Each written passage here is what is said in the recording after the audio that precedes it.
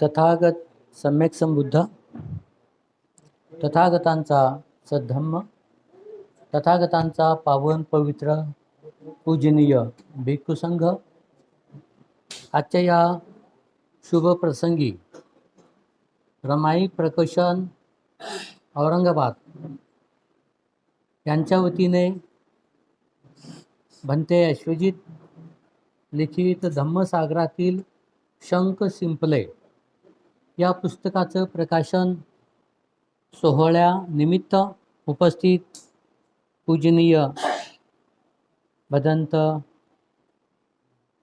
Doctor M Satyapal महाथेरो, पूज्य भंते करुणानंद थेरो, पूज्य भंते धम्मा बोधी थेरो, प्राध्यापक भारत शिरसाट आणि आजच्या या प्रकाशन सोहळ्यासाठी उपस्थित असलेले सर्व मान्यवर,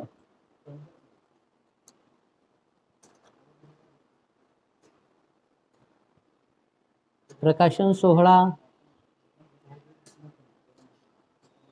अत्यंत आवश्यक अशी बाब असते.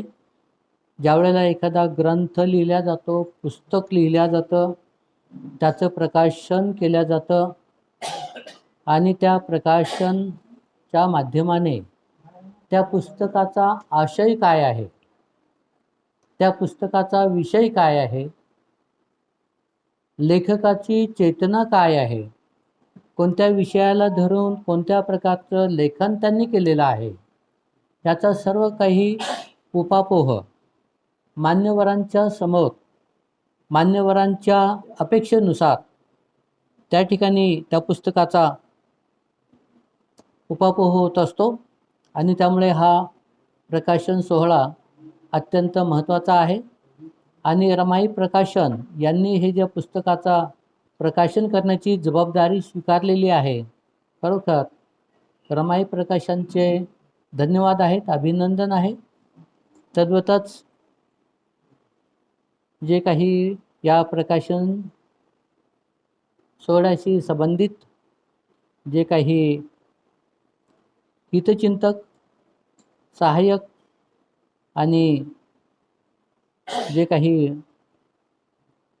दानदाते आहेत, त्या सर्वांचं खरोखर अभिनंदन आहे. त्यांचं मोठेपणाचं कौतुक आहे. आताच आपण सविस्तरपणे भाष्यकार भंते करुणानंद थेरो यांच्याकडून पुस्तकाबद्दल इत्थंभूत माहिती कमी शब्दामध्ये, थोड्या वेळामध्ये, थोडक्यामध्ये आपण ऐकलेली आहे. त्यामुळे पुस्तक तुम्ही ज्यावेळेला हातात घ्याल त्यावेळेला तुम्हाला जास्त समजेल. तथागतांचा सद्धम्म जो आहे, स्वतः तथागत या मानवाच्या इतिहासामध्ये, संपूर्ण मानवाच्या इतिहासामध्ये, या मनुष्याच्या भूमीमध्ये सर्वात मोठे क्रांतिकारी महामानव होते. सर्वात मोठे क्रांतिकारी महामानव तथागत सम्यक संबुद्ध. जर तथागत सम्यक संबुद्ध या माणसाच्या इतिहासामध्ये क्रांती घडवतात तर त्यांचे शिष्य कसे असतील? त्यांचे शिष्यसुद्धा त्यांच्याच पावलावरती पाऊल ठेवून पुढे जाऊन समाजामध्ये त्या त्या काळातील गरजेनुसार क्रांती घडविणारे ते त्यांचे शिष्य असतील किंवा बुद्धपुत्र असतील असं म्हणणं अनुचित होणार नाही. आणि आपण या पुस्तकाचा अवलोकन करता असं दिसतं की भंते अश्वजित यांच्याही मनामध्ये तोच विचार, तीच धारणा किंवा तोच संकल्प दिसून येत आहे. आणि म्हणून त्यांनी या पुस्तकामध्ये एक नाही तर 40 विषयावरती त्यांनी आपलं मत व्यक्त केलेलं आहे. समाजाचं सत्य स्वरूप त्यांनी या पुस्तकामध्ये विशद करण्याचा प्रयत्न केलेला आहे. आकलन केलेलं आहे याच्यामध्ये. आणि त्याच्यावरती जे काही समाजामध्ये धम्म आचरणानुसार जे काही ड्रॉबॅक्स आहेत त्याच्यावरती प्रकाश टाकून या बौद्ध बांधवांना सजग जागृत करण्याचा प्रयत्न केलेला आहे. त्यामुळे पूज्य भंते अश्वजित यांचे हे जे प्रयत्न आहेत हे अत्यंत महत्त्वाचे आहेत. पुस्तक छोटं आहे,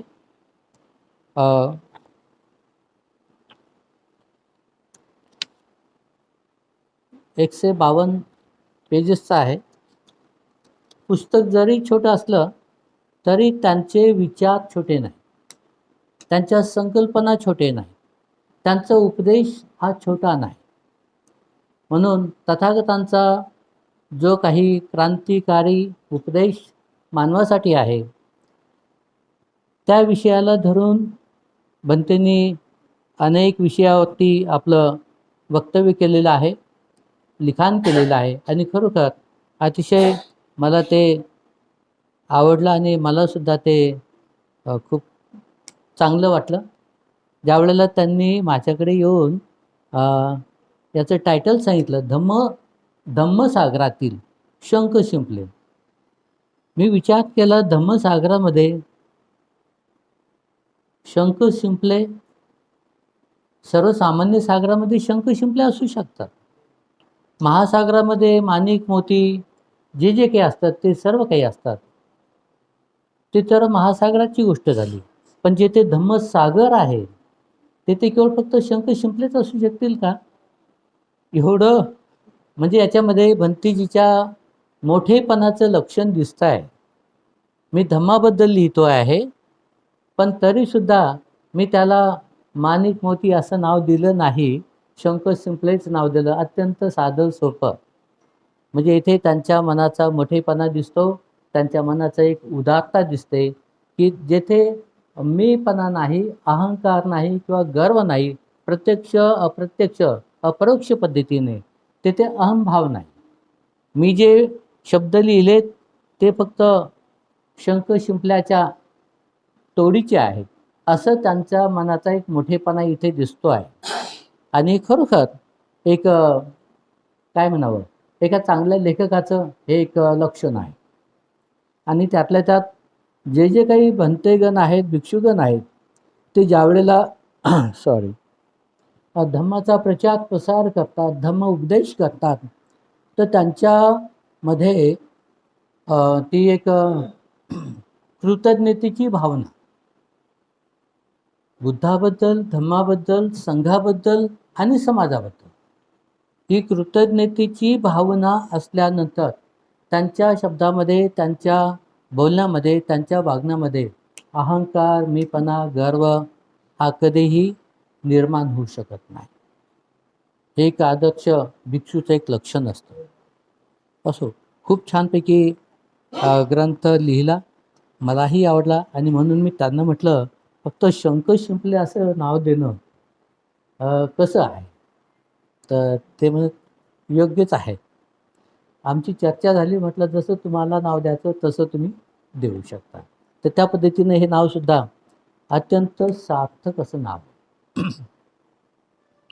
भगवान बुद्ध या मानव जातीमध्ये सर्वात मोठे क्रांतिकारी महामानव. भगवान बुद्धाने नेमकं या मानवाच्या जीवनासाठी सर्वात मोठं चिंतेची जी बाब आहे, जी दुःखाची बाब आहे, जे मोठा प्रश्न आहे जीवनाचा, तो म्हणजे दुःख. माणसाच्या जीवनामध्ये उत्पन्न होणारं दुःख, याच्यापेक्षा मोठा विषय या माणसाच्या जीवनासाठी काय असू शकेल? कोणता असू शकेल? कोणताच नाही. म्हणून भगवान बुद्धाने दुःखावरतीच आपलं सर्वस्व भाष्य केलेलं आहे. भगवान बुद्धाने दुःखाबद्दल सांगितलेलं आहे. भगवान बुद्धाने हे नाही सांगितलं की हा निसर्ग कोण निर्माण केला, किती दिवस टिकेल, कधी नष्ट होईल, पृथ्वी कोण उत्पन्न केली, सूर्य हे ग्रह कोण उत्पन्न केले, कसे उत्पन्न झाले, या गोष्टीबद्दल भगवंताने उपदेश नाही केला किंवा तो विषय आपल्या तत्त्वज्ञानाचा, आपल्या बुद्धिमत्तेचा, आपल्या विचाराचा त्यांनी भाग नाही बनवला. त्यांनी सर्वात अतिशय महत्त्वाचा विषय हाताळला, तो म्हणजे दुःख, माणसाच्या जीवनामध्ये असलेलं दुःख. आणि दुःख असेल तर त्याला निश्चितच कारण असतील. कारणाशिवाय दुःख उत्पन्न होऊ शकत नाही. त्यामुळे भगवान बुद्धाचं एक तत्वज्ञान पुढे येत आहे, कार्य कारण भाव. जे कधी कोणी विचार केला नाही या विषयाबद्दल, कोणत्याही माणसाने, कोणत्याही तत्वज्ञानाने, कोणत्याही सायंटिस्ट लोकांनी कधीही विचार केला नाही, असं तत्व भगवान बुद्धांनी हाताळलं. कार्य कारण. दुःख असेल, दुःख आहे, दुःखाचा त्यांनी शोध लावला. दुःख असेल तर त्याला निश्चितच कारण असेल, कारणाशिवाय कोणतीही गोष्ट असू शकत नाही. हे तत्वज्ञान, कार्य कारण भावचं. जेथे दुःख आहे तेथे कारण निश्चितच असणार. आणि हे कारण शोधण्यासाठी त्यांनी सर्व प्रयत्न केले. दुःख त्यांना तर कळालं, दुःख तुम्हालाही कळतं, दुःख प्रत्येक मानवाला कळतं, पण त्याच्यावरचा उपाय, त्याचे कारण, त्याचा दुःखाचा शेवट कसा करावा हे कळत नाही. म्हणून भगवान बुद्धाने अत्यंत माणसाच्या जीवनाचा दररोजचा जो प्रश्न आहे तो म्हणजे जीवनाचं दुःख, याच्यावरती त्यांनी संशोधन केलं आणि दुःख शोधलं. दुःख काय आहे? दुःख तुम्हाला अनुभूती येते दररोजच्या जीवनामध्ये, जाणता तुम्ही. आणि तुम्ही म्हणता की जन्म दुःख आहे, जीवन जगणं दुःख आहे, आजारी पडणं दुःख आहे. दुःख अनेक प्रकारचं आहे, ते तुम्ही सगळं काही दररोजच्या जीवनात पाहता. मरण हे सुद्धा दुःख आहे. जवळच्या व्यक्तीची ताटातूट होणे हे दुःख आहे. अप्रिय व्यक्तीचा संयोग घडणे हे सुद्धा दुःख आहे. कोणत्याही गोष्टी तुमच्या इच्छा आकांक्षेच्या विरोधात घडल्या ते सुद्धा दुःख आहे.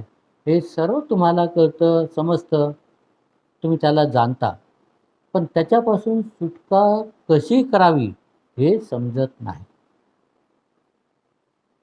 जन्म घेणे दुःख आहे, जीवन जगणे दुःख आहे, मरण पावणे सुद्धा दुःख आहे. हे सर्व तुम्ही मान्य करता. कोणीही याला नाकारू शकत नाही. कोणताच मनुष्य कोणत्याच धर्माचा नाकारू शकत नाही. पण ते दुःख नष्ट कसं करावं, ते दुःख का उत्पन्न होतं हे जाणण्यासाठी प्रयत्न करणारी माणसं खूपच कमी आहेत. तुम्हाला वाटतं जन्माला येणं दुःख आहे, जीवन जगणं दुःख आहे, मरण पावणेसुद्धा दुःख आहे, हे तुम्ही मानता का? सगळ्यांना मान्य. ओके. मग जर हे तुम्हाला मान्य आहे, तुम्ही त्या दुःखापासून मुक्त होण्यासाठी प्रयत्न कधी करणार आणि कसे करणार? तुम्ही मान्य करता, पण ते खरोखर तुम्हाला त्या दुःखाचं जे इंटेन्सिटी आहे किंवा त्याचं गांभीर्य आहे किंवा त्याचं जे काही झळ आहे ती तुम्हाला लागली नाही, तुम्हाला समजली नाही, ती तुम्ही अनुभवली नाही. म्हणून तुम्ही त्या दुःखापासून मुक्त होण्यासाठी प्रयत्न करत नाही. तुम्ही काय करता? म्हणजे मी सर्वसामान्यांना बोलतो, व्यक्तिगत नाही बोलत कोणाला. तुम्ही काय करता? तुम्ही जन्म झाला आईवडिलाकडून, तुम्ही जन्म देता, मुलांना जन्माला घालता, तुम्ही वंशाची दिवे पेटवता. आपला वंश चालला पाहिजे, वेल मांडवावरती गेला पाहिजे, वंशाचे दिवे तुम्ही पेटवता आणि नाही पेटला लवकर वाटेल ते प्रयत्न करता, पण वंशाचा दिवा पेटलाच पाहिजे. आणि वंशाचा दिवा का पेटला त्याला जगवण्यासाठी अतोनात प्रयत्न करता. निश्चितच एक आदर्श आईवडिलाचं ते कर्तव्य आहे, मुलाबाळांची काळजी घेणे, त्यांचं संगोपन करणे. पण चेतना काय? दिवे पेटवणे. दिवे पेटवणे, दिवे पेटवणे, ते वाढवणे, ती वेल मांडवावरती नेणे, ही तुमची धारणा असेल तो खरोखर तुम्हाला दुःख कळालं का? दुःखाचं गांभीर्य, दुःखाचं झळ तुम्हाला लागली का? जर लागली असती, गांभीर्य कळालं असतं, तर तुम्ही हे वंशाचे दिवे पेटवलेच नसते. भगवान बुद्धांनी काय केलं? अनंत जन्म घेऊन दुःख काय हे जाणलं, समजलं, अनुभवलं आणि ज्यावेळेला बुद्धत्व प्राप्त झालं, त्यावेळेला त्यांनी वंशाचे दिवे विझवायला सुरुवात केली. एकुलता एक दिवा पेटलेला होता राहुल नावाने, तो दिवा त्यांनी विझवला. पेटलेला दिवा विझवला. तुम्ही विझवता का? हिंमत आहे का तुमच्यामध्ये? म्हणजे बघा, दुःख तुम्हाला कळालं का? हो म्हणता तुम्ही, पण कळालं का? जर कळालं असतं तर तुम्ही त्या दुःखापासून निवृत्त झाला असतात, दुःखमुक्त होण्याचा प्रयत्न तुम्ही केला असता. ते तुम्ही अजूनही केला नाही. असं मी आरोप ठेवतो अशातली गोष्ट नाही, पण असं मला वाटतं की तुम्ही ते वंशाचे दिवे कधी विझू शकतच नाही. का? तृष्णा, वासना, गुंतागुंत मनाची, लोभ, आसक्ती. भगवान बुद्धाने तो दिवा विझवला. भगवान बुद्धाने बाकीचे जे काही ते वंशाचे दिवे होते, त्यांचे भाऊ होते, चुलत भाऊ, मावस भाऊ, काय जे असतील, बहिणी होत्या, नातेवाईक होते, त्या सर्वांचे दिवेच विझवून टाकले. त्यांना कुठे नेलं? दुःखमुक्तीच्या मार्गावरती घेऊन गेले. दुःखमुक्त अवस्था, अर्हत, निर्वाणपद, ते कशा पद्धतीनं त्यांना प्राप्त होईल, तो धम्माचा वारसा त्यांनी त्यांना दिला. आणि ते अर्हत झाले, म्हणजे जीवनमुक्त अवस्थेला गेले.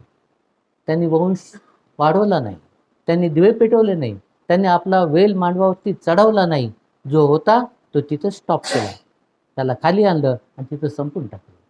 आणि आम्ही म्हणजे वस्तुस्थिती सांगतोय. तर बघा, तुम्हाला जर खरोखर दुःख कळालं असतं, दुःखमुक्तीचा मार्ग समजला असता, तर तुम्ही काय दिवे पेटवले नसते, हे कर्ज डोक्यावरती घेतलं नसतं, जन्माचं कर्ज. आणि त्या कर्जावरतीही व्याज वाढत आहे. व्याज वाढतं, कोणच व्याज वाढतं? नातू पंतू, हे व्याज वाढतंय ना. मुलं बाळं तयार केले, तिथं कर्ज झालं आणि त्याच्यावरती व्याज नातू पंतूचं वाढत चाललं. किती ओझं, किती सहन करणार, किती दुःख, किती हाल अपेष्टा, किती चिंता, किती टेन्शन घेणार जीवनाचं. अशाने दुःखमुक्त होईल का माणूस? नाही होणार. तर भगवान बुद्धाने दुःखमुक्तीचा मार्ग शिकवला. आणि तो ज्यांनी ज्यांनी जाणला, त्यांनी काय काय केलं? ती चाकोरी सोडून दिली. जीवनाची चाकोरीच बदलून टाकली. आणि ते चाकोरी बदलणारे तुमच्या समोर बसलेले आहे. हे आहे. आणि आम्ही बोलतोय तुम्हाला, म्हणजे आमचं बोलणं निरर्थक आहे असं नाही. बुद्धाच्या तत्वज्ञानाला धरून आहे, तुम्हाला दुःखमुक्तीच्या अवस्थेला नेणार आहे, तुमचं कल्याण करणार आहे. त्यासाठी आमची जबाबदारी आहे. ओके. हां, मी सांगत होतो की भगवान बुद्ध या माणसाच्या भूमीतील, मनुष्याच्या इतिहासातील सर्वात मोठे क्रांतिकारी आहे. ठीक आहे, तुम्ही भगवंताने दोन प्रकारचे धर्म सांगितलेले आहेत. एक ग्रहस्थासाठी आणि एक प्रवजितांसाठी. म्हणजे आता कोण श्रेष्ठ कोण कनिष्ठ हा भाग नाही आहे. ज्याला जसं जमेल त्यांनी तसं आपलं जीवन स्तर उंचवावा, हे महत्त्वाचं आहे. उपासकांचा जो काही गृहस्थी धर्म आहे, उपासकांचं जीवनही सुखी व्हावं, दुःखापासून मुक्त व्हावं, त्यांना जीवनाचं सर्व काही सुख शांती त्यांच्या पद्धतीनं प्राप्त व्हाव्यात, म्हणून तथागतांनी प्रवजितांचा धर्म सांगून तुम्हाला दुःखमुक्त करण्यासाठी प्रयत्न केलेला आहे. त्यासाठी नीतिमत्तेचं शिक्षण दिलं, शील धर्माचं शिक्षण दिलं, समाधीचं शिक्षण दिलं, तृष्णेपासून, वासनेपासून, विकारापासून, क्लेशापासून, अंधश्रद्धा, अंधविश्वासापासून मुक्त होण्यासाठी जीवन मार्ग दाखविला. तर अशा प्रकारचे क्रांती भगवान बुद्धाने केलेली आहे. एवढं असूनही सद्धम्म तुम्हाला तुमच्या दररोजच्या जीवनामध्ये आचरण अत्यंत आवश्यक आहे. तरीही तुमच्यामध्ये अंधश्रद्धा, अंधविश्वास, कर्मकांड जे काही उपस्थित आहे, म्हणजे प्रेझेंट आहेत, तर त्याच्यावरती थोडंसं चिंतन मनन तुम्हीच केलं पाहिजे. अंधश्रद्धा, अंधविश्वास, कर्मकांड. तथागतांनी कर्म सिद्धांत सांगितला, अत्यंत महत्त्वाचा कर्म सिद्धांत. मनुष्य जन्माला आल्यानंतर 2 प्रकारचे कर्म करतो. एक आहे कुशल कर्म आणि एक अकुशल कर्म. जशी माणसाच्या मनाची चेतना असेल, जसा विचार असेल, त्या पद्धतीनं मनुष्य आपल्या चित्तप्रवृत्तीमधून कर्म करतो. कुशल करतो किंवा अकुशल करतो. आणि हे कुशल अकुशल कर्म, त्याला 3 माध्यम आहेत. कायेचे कर्म, वाचेचे कर्म आणि मनाचे कर्म. हा कर्म सिद्धांत तुम्हाला समजला तर भगवान बुद्धाने केलेली क्रांती काय आहे हे तुमच्या ध्यानात येईल. आणि तुम्ही सुद्धा त्या क्रांतीचे कसे उपभोग घेणारे प्रबुद्ध नागरिक आहात याचा अभिमान तुम्हाला वाटेल. भगवान बुद्धाने अत्यंत साध्या सोप्या शब्दामध्ये तथागतांच्या सद्धमाची सुरुवात केली आणि उपदेश केला. धम्मपदाच्या गाथा, जे धम्मपद आहे त्याचे 26 वर्ग आहेत आणि 423 गाथा. त्या 423 गाथेपैकी पहिल्या ज्या 2 गाथा आहेत, 1 आणि 2 नंबरला, त्याच्यामध्ये भगवान बुद्धाने त्यांचा सद्धम्म कसा आहे, कसा साध्या सोप्या शब्दामध्ये सर्वांना समजेल त्या पद्धतीने सांगितलेलं आहे. तथागतांनी ज्या भाषेमध्ये सद्धम्माचा उपदेश केला ती सर्वसामान्य लोकांची भाषा, पाली भाषा, सर्वसामान्य लोकांना समजेल अशी.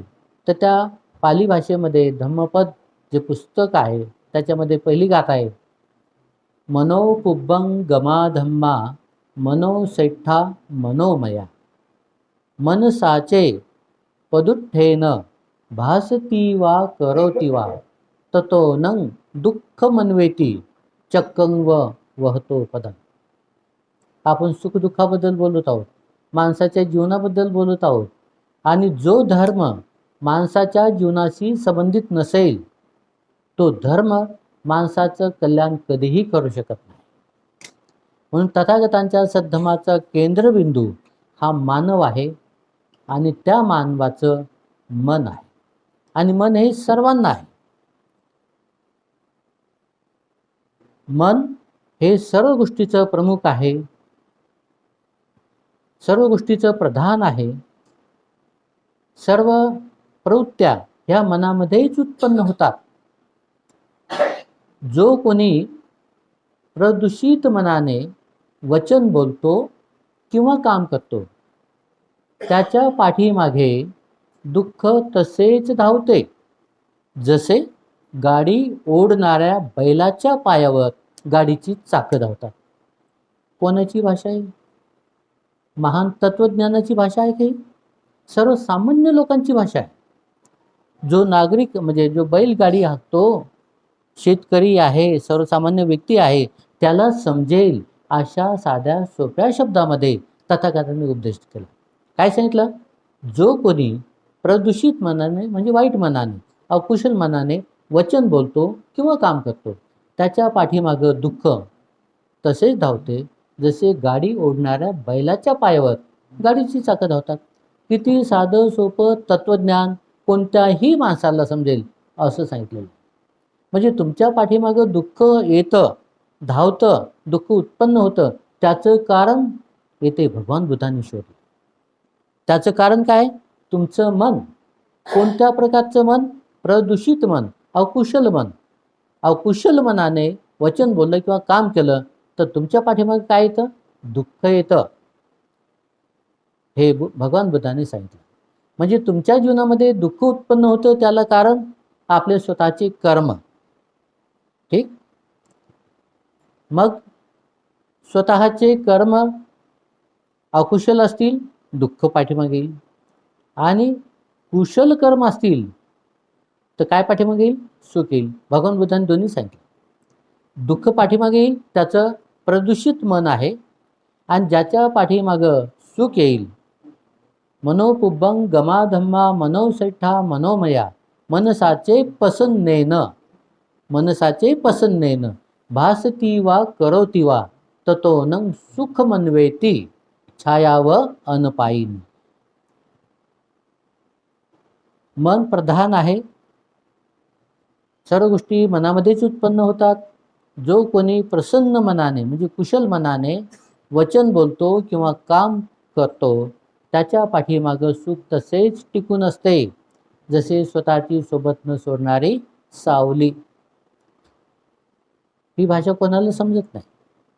म्हणजे तुमच्या जीवनामध्ये सुख उत्पन्न होत असेल तर त्या ठिकाणी तुमचं कुशल मन, कुशल कर्म हे अत्यंत महत्त्वाचे आहे. म्हणजे इथे भगवान बुद्धांनी शोध लावला, दुःख का उत्पन्न होतं आणि सुख का उत्पन्न होतं, आणि ते कशामुळे उत्पन्न होतं, तर तुमच्या कर्मामुळे. आणि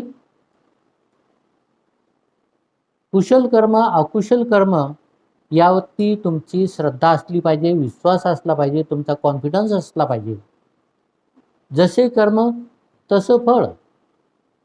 येथे अंधश्रद्धा अंधविश्वास कर्मकांड काहीच नाही. जसे कर्म असतील तसेच फळ मिळतील. चांगले कर्म केले चांगलं फळ मिळेल, वाईट कर्म केले वाईट फळ मिळेल. अत्यंत वैज्ञानिक तत्वज्ञान आहे, कोणीही नाकारू शकत नाही. कोणता वैज्ञानिक, कोणता तत्वज्ञानी, कोणता महापुरुष कोणी नाकारू शकत नाही. जसे कर्म तसं फळ, निसर्गाचा नियम. आणि ज्यांनी ज्यांनी जे कर्म केले ते कर्म त्यांच्याच पाठीमागे जातात. येथे सुद्धा काही अंधश्रद्धा अंधविश्वास कर्मकांड काहीच नाही. पण ह्याच गोष्टी या मानवाच्या मनामध्ये देव, धर्म, आत्मा, परमात्मा, ईश्वर, परमेश्वर या नावाने काय केलं गेलं? इंजेक्ट केलं गेलं, म्हणजे मनामध्ये टाकण्यात आल्या, आणि या मानवाला गुलाम बनवलं गेलं. मानसिक गुलाम बनवलं. कशाचं? देवाचं. कर्म कोण करतो? आपण करतो. फळ कोण देतो? तो देतो. आणि काय म्हटलं? जैसे कर्म करेगा वैसा फल देगा भगवान. जो भगवान तुम्ही कधी पाहिला नाही, जाणला नाही, माहिती नाही, ज्याची तुम्हाला कधी कल्पना नाही, स्वप्नातही आला नाही, कोणी सांगितलं नाही, तरीही त्या देवाच्या नावानं तुम्ही घाबरता, त्या देवाच्या नावानं तुम्ही धावा करता. अकुशल कर्मापासून, वाईट कर्मापासून मला कोणी वाचवेल. ही अंधश्रद्धा या माणसाच्या मनामध्ये उत्पन्न केल्या गेली. आणि ही कोणी केली? बघा, दलालांनी. कोणते दलाल? देव आणि तुमच्यामध्ये असलेले दलाल, त्यांनी उत्पन्न केली. आणि त्याला तुम्ही बळी पडला, आणि म्हणून तुम्ही देवाला मानता, देवाचा धावा करता, ईश्वराचा धावा करता, परमेश्वराचा धावा करता, आत्मा परमात्म्याला शोधता, त्याची नांदी लागता, आणि अकुशल कर्म करता. कोंबड्या, बकरं, कंदुऱ्या काय असतील हे सगळ्या गोष्टी तुम्ही करता. कोण करतो? माणूस. का? हे केल्याने देव वाचवेल, संतुष्ट होईल. पण जे पापकर्म आहेत तेच तुम्हाला समजले नाही, तर तुम्ही तुमच्या दुःखापासून, तुमच्या वाईट कर्मापासून, पापापासून कसे मुक्त होणार? या ठिकाणी एक गोष्ट आपल्याला ध्यानात घ्यावं लागेल. कुशल कर्म केले त्याचं फळ काय मिळतं? पुण्य मिळतं. पुण्य. कुशल कर्माचं फळ सुख, शांती, आनंद, समाधान, सुगती, आणि शेवटी मुक्ती. कारण तुमचे कुशल कर्म आणि त्याचं विपाक, त्याचं फळ कोणाला मिळतं? तुम्हालाच मिळतं, तुमच्याच पाठीमागे मिळतं. तुम्ही पाप कर्म केलं तर त्याचं फळ काय मिळतं? दुःख, शोक, संताप, भय, भीती, चिंता, अधोगती, दुर्गती आणि शेवटी विनाश. कोण कारण त्याला?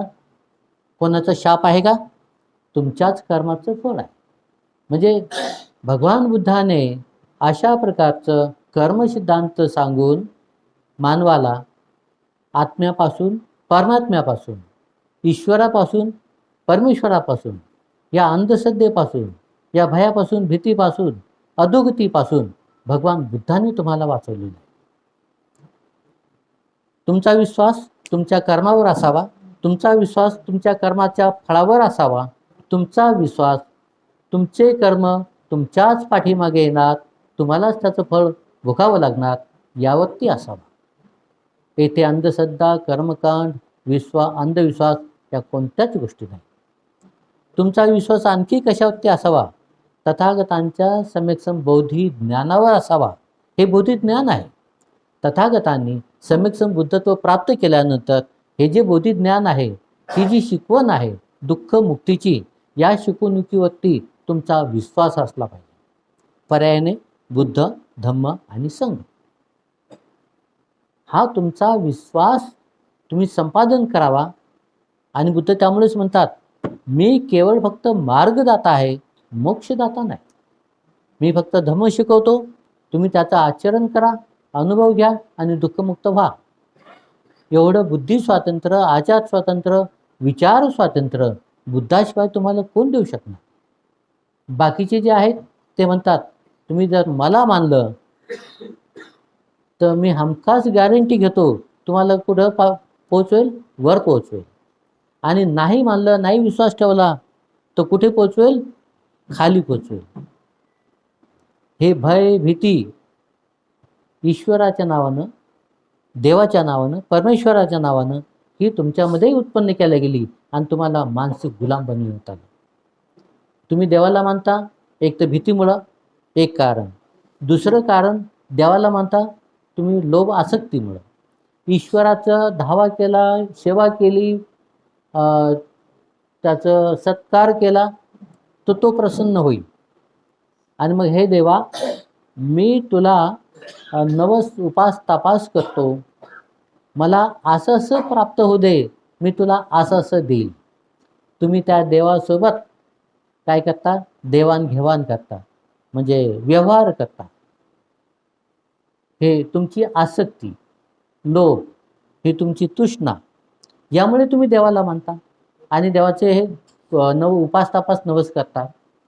हे दुसरं कारण. तिसरं कारण, देव काय आहे ते समजलं नाही, आहे की नाही तेही ओळखलं नाही, जाणलं नाही. तुमच्या जीवनाचं कर्तव्य काय आहे, तुम्ही कशा पद्धतीचं शुद्ध आचरण करावं हेही समजलं नाही. अशा अंधश्रद्धेतून, त्यानं मानलं त्यामुळं मीही मानतो, तो शरण जातो त्यामुळं मीही शरण जातो, अशा अज्ञानामधून या देवाचं अस्तित्व या मानवामध्ये काय केलं गेलं? प्रस्थापित केलं गेलं. आणि याला चॅलेंज फक्त भगवान बुद्धांनी दिलेलं आहे, बाकीचा कोणीही दिलेलं नाही. म्हणून भगवान बुद्ध या जगातील सर्वात मोठे क्रांतिकारी महामानव होते. त्यांच्याकडे प्रज्ञा होती, त्यांच्याकडे करुणा होती, त्यांच्याकडे पावित्र्य होतं, शील विशुद्धी होती, महाकरुणा होती, महाप्रज्ञा होती. या 3 गुणांनी सर्वश्रेष्ठ भगवान बुद्ध या भूतलावावरचे महामानवामधले सर्वात मोठे क्रांतिकारी महामानव होते. आणि त्यांचे तुम्ही अनुयायी आहात. मग जर तुम्ही खरोखर त्यांचे अनुयायी आहात तर तुम्ही अंधश्रद्धा, अंधविश्वास, कर्मकांड या गोष्टीला बळी पडावं का?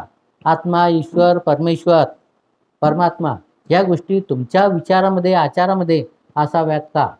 या अंधश्रद्धेनं तुमच्या बुद्धिमत्तेवरती प्राबल्य मिळवावं का? याचा विचार तुम्ही केला पाहिजे. आणि आपण अशा बाबीमधून मुक्त असलं पाहिजे. तथागतांचा जो सद्धम्म आहे तो चांगल्या प्रकारे आपण जाणून घेतला पाहिजे, तो अनुभवला पाहिजे, आचरण केला पाहिजे आणि दुःखमुक्त झाले पाहिजे. बुद्ध म्हणतात, आत्ताही यातनो नातो कोई नातो परोशिया. स्वतःचे मालक आहात, स्वतःचे स्वामी आहात. स्वतःच्या प्रयत्नाने दुःखमुक्त अवस्थेला प्राप्त व्हा. आत्मदीप भव, असं भगवान बुद्ध अत्यंत चांगला उपदेश देतात, पण आपण तो समजत नाही, आहे तसा जाणून घेत नाही आणि अंधश्रद्धेकडे वळतो. तर ह्या गोष्टी आपल्या मनामधून नष्ट झाल्या पाहिजेत, तरच आपण भगवान बुद्धाचे अनुयायी आहोत, बाबासाहेबांचे वंशज आहोत, हे आपल्याला अभिमान वाटेल. वेळेचे ध्यान ठेवून मी जास्त बोलणं उचित होणार नाही, कारण आजच्या कार्यक्रमाचे जे अध्यक्ष पूज्य भदंत डॉक्टर एम सत्यपाल महाथेरो आहेत. तर तुमची सर्वांची अत्यंत महत्त्वाची वेळ आहे आणि भंतेजींनाही अध्यक्ष भाषण त्यांना द्यायचं आहे. त्यामुळे मी माझी जास्त वेळ पुढे लांबवत नाही. थोडक्यामध्ये मी माझं या ठिकाणी प्रवचन संपवतो. मला या ठिकाणी बोलावून प्रकाशन सोहळा संपन्न करण्याची मला जी संधी दिली,